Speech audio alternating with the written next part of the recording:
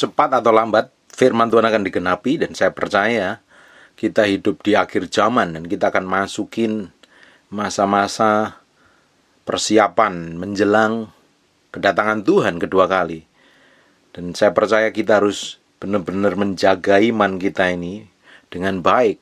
Segala sesuatu yang kita alami hari ini, baik kesusahan, penderitaan, kekurangan, sakit penyakit, dan beberapa tahun terakhir yang kita alami ini sebagai latihan untuk penderitaan menjelang kedatangan Tuhan Yesus kedua kali.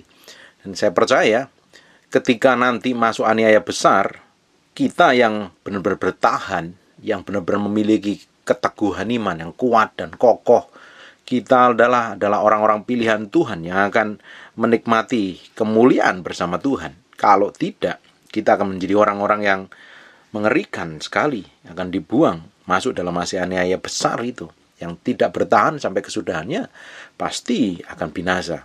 Bapak Ibu, kita akan memasuki masa yang baru ke depan. Kita akan melihat tuaian besar, lawatan Tuhan yang besar, dan saya percaya ketika kitab Wahyu ini mulai digenapi, akan terjadi aniaya-aniaya mengerikan. Buka sebentar di Wahyu pasal yang ke-6 ayat yang ke-8. Dan aku melihat sesungguhnya ada seekor kuda hijau kuning, dan orang-orang yang menungganginya bernama Maut, dan kerajaan Maut mengikutinya. Dan kepada mereka diberikan kuasa atas 1/4 dari bumi untuk membunuh dengan pedang, dan dengan kelaparan dan sampar, dan dengan binatang-binatang buas yang ada di bumi. Bayangin Bapak Ibu, ketika ini terjadi, ini sangat mengerikan sekali. Malaikat maut dan neraka yang mengikutinya ini diberikan kuasa atas 1/4 dari bumi untuk dibunuh dengan pedang, dengan kelaparan dan penyakit sampar dan binatang-binatang buas yang di bumi. Ketika ini terjadi, Bapak Ibu, orang yang memiliki keteguhan iman, kekuatan iman, harus bertahan.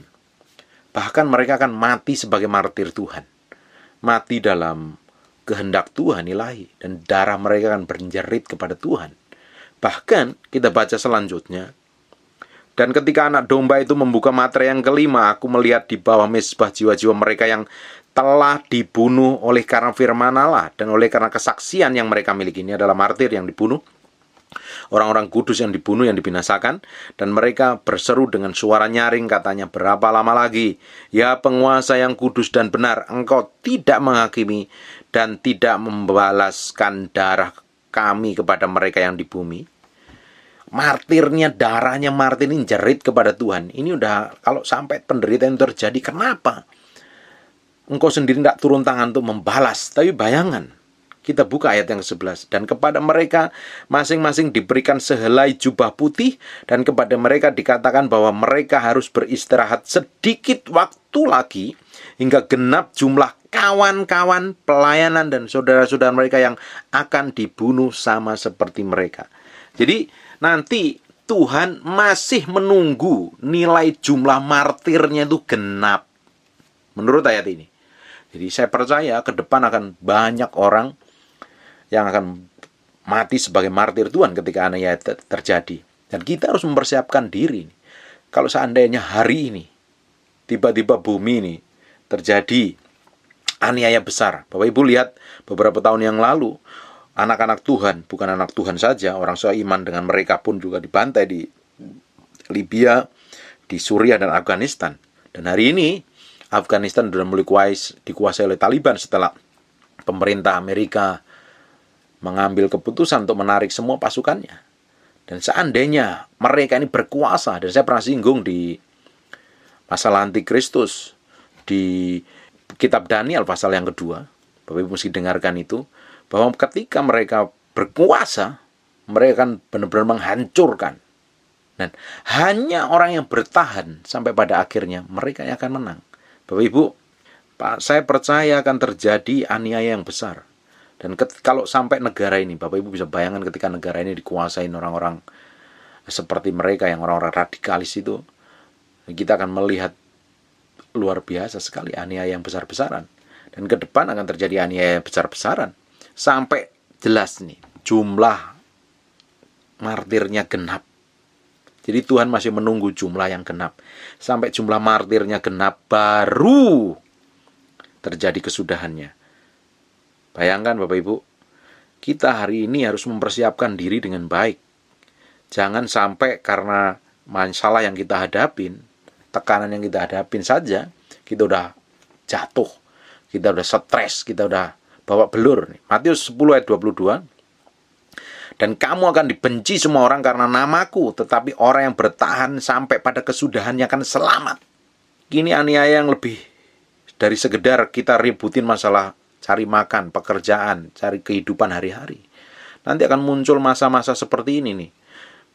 Dan kita yang bertahan, mempertahankan iman kita, sungguh-sungguh di dalam Tuhan, baru kita akan selamat. Matius 24 ayat 13, ini berbicara tentang akhir zaman. Tetapi orang yang bertahan sampai pada kesudahannya akan selamat.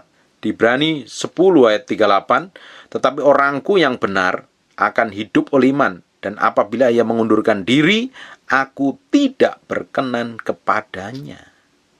Di Ibrani 10 ayat 39, tetapi bukanlah orang yang mengundurkan diri dan binasa, tetapi orang-orang yang percaya yang boleh hidup. Bapak Ibu, kita hari ini sedang latihan mempersiapkan diri dengan baik untuk bertahan ketika aniaya datang. Semua yang Tuhan izinkan hari ini hanya sebagai latihan kita berjalan di padang gurun, supaya tidak didapati hati kita ini bersungut-sungut dan jahat, didapatin jahat di mata Tuhan. Seperti bangsa Israel. Beberapa minggu yang lalu kita udah bahas di 1 Korintus pasal yang ke-10 bahwa Israel sebagai satu batu peringatan. Apa yang terjadi di Israel di zaman perjanjian lama itu terjadi bagi orang percaya hari ini. Dan kita hari ini kalau diizinkan hidup di padang gurun, mengalami proses penekanan, proses peremukan, proses benar-benar mematikan daging kita. Stop komplain, stop protes. Nanti kita akan masuk kepada masa aniaya yang lebih besar. Kalau kita diizinkan kita melihat kedatangan Tuhan kedua kali. Kalau kita diberikan umur panjang dan bisa melihat kedatangan kedua kali, kita akan melihat banyak ke depan akan terjadi aniaya yang besar-besaran. Baru kita ngelihat tangan Tuhan bekerja luar biasa. Sampai jumlah martir itu genap, baru Tuhan lakukan sesuatu yang mengerikan sekali. Di Wahyu pasal 6 ayat 11, dan kepada mereka masing-masing diberikan selai jubah putih, dan kepada mereka dikatakan bahwa mereka harus beristirahat sedikit waktu lagi, hingga genap jumlah kawan-kawan pelayanan saudara-saudara mereka yang akan dibunuh sama seperti mereka. Hari ini kita harus mempersiapkan kekristenan kita itu menjadi Kristen yang radikal. Kita bukan hanya sekedar mikirin makan, mikirin hidup, mikirin masalah kita, mikirin pasangan kita, mikirin keluarga kita. Ya, memang kita harus pikirin itu. Tapi kita fokus kepada tujuan yang lebih mulia lagi. Kita harus mempersiapkan hati kita dalam segala kondisi. Kalau seandainya tiba-tiba hari ini ada aniaya besar yang kita tidak pernah pikirkan. Dan orang-orang yang antikristus ini, kita tahu kan orang-orang antikristus yang menyangkal keilahian Yesus itu siapa. Ketika mereka berkuasa, siap-siap saja terjadi seperti di Timur Tengah. Dan apa yang terjadi? Apakah kita sanggup-sanggup benar-benar bisa mempertahankan iman kita? Seperti Sadrak, Mesak, dan Abednego, ketika disuruh berlutut menyembah patung itu dia tidak mau dan akhirnya dilempar ke perapian. Apa kita benar-benar memiliki iman seperti mereka?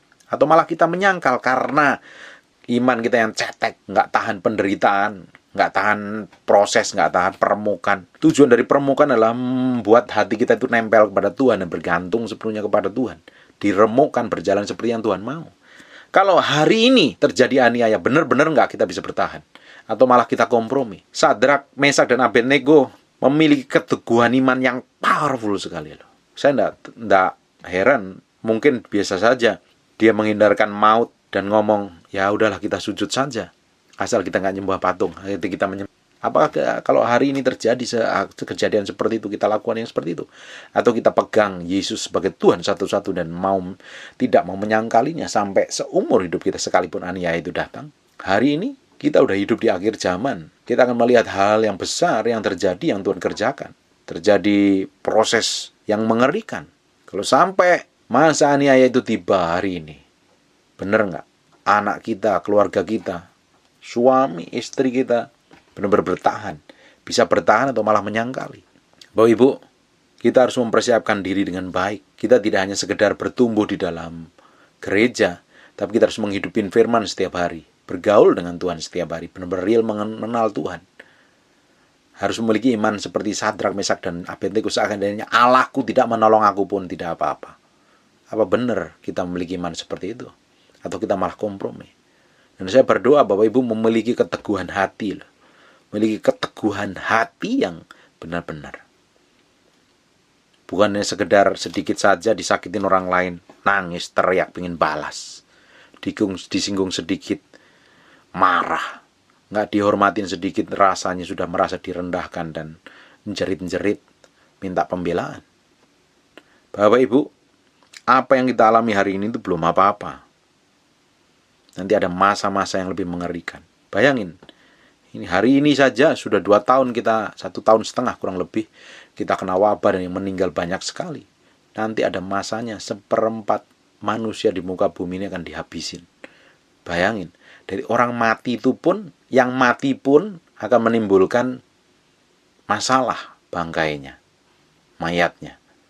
Dan orang yang hidup, yang kejam, yang berkuasa itu akan terus melakukan pembunuhan. Dan orang-orang Kristen yang bertahan, hanya orang Kristen yang bertahan, benar-benar mengalami aniaya. Kalau kita hidup di masa itu, apa kita bisa mampu bertahan dengan kejadian iman kita hari ini? Dengan kondisi kekristenan hari ini, apa kita mampu bertahan pada masa aniaya itu? Ini waktunya kita benar-benar mengkoreksi hati kita. Kita ini mencintai Tuhan itu sungguh-sungguh atau sekedar lip service? Kita melayani Tuhan itu karena ingin dilihat orang, atau sungguh-sungguh karena kita mencintai Tuhan? Kita ini menjadi orang Kristen itu karena harus beragama, salah satu memilih agama yang tercantum di KTP, tercantum di surat-surat lainnya. Atau benar-benar karena kita ini percaya Tuhan, sungguh-sungguh mencintai dan mengasihi Tuhan. Kekristenan harus menghidupin apa yang seperti Yesus hidupin. Kristen artinya Christ-like, hidup seperti Kristus. Yesus itu mengalami aniaya yang gila-gilaan sebelum kematiannya. Dan ujungnya dipermuliakan sampai hari ini. Tidak ada kemuliaan tanpa penderitaan. Tidak ada kemenangan tanpa salib Kristus. Tidak ada kemenangan tanpa peperangan. Tidak ada kemuliaan tanpa kematian daging dahulu. Kita hari ini harus mempersiapkan diri, benar-benar menghidupi firman, hidup seperti Kristus hidup. Bukan hanya sekedar di mulut, bukan sekedar di kata-kata, tapi di sikap dan perbuatan dan kelakuan hari-hari kita harus mencerminkan apa yang Yesus hidupi. Baru itu namanya kekristenan yang sejati. Saya berdoa, kita terus kuat dan kokoh dalam kondisi apapun, tidak pernah mundur. Mau sakit penyakit, mau aniaya, mau tekanan, mau kekurangan, kemelaratan. Dan saya percaya Tuhan tidak akan bikin kita melarat. Tuhan pasti akan berkati kita. Kita udah bahas hidup berkelimpahan dalam Kristus selama 30 hari penuh. Dan saya percaya Tuhan akan bawa kita dalam proses peremukan yang semakin membuat kita diubah seperti Yesus Kristus Tuhan. Saya percaya kalau Tuhan izinkan segala sesuatu terjadi, Tuhan tidak akan tinggalkan, Tuhan pasti akan sertai, Tuhan akan berikan kekuatan. Tuhan akan bawa kita naik level seperti yang Dia mau. Bapak Ibu, hidup kita itu diciptakan seturut segambar dengan Allah. Dan hidup kita harus mengikuti apa yang Allah mau, bukan yang kita mau.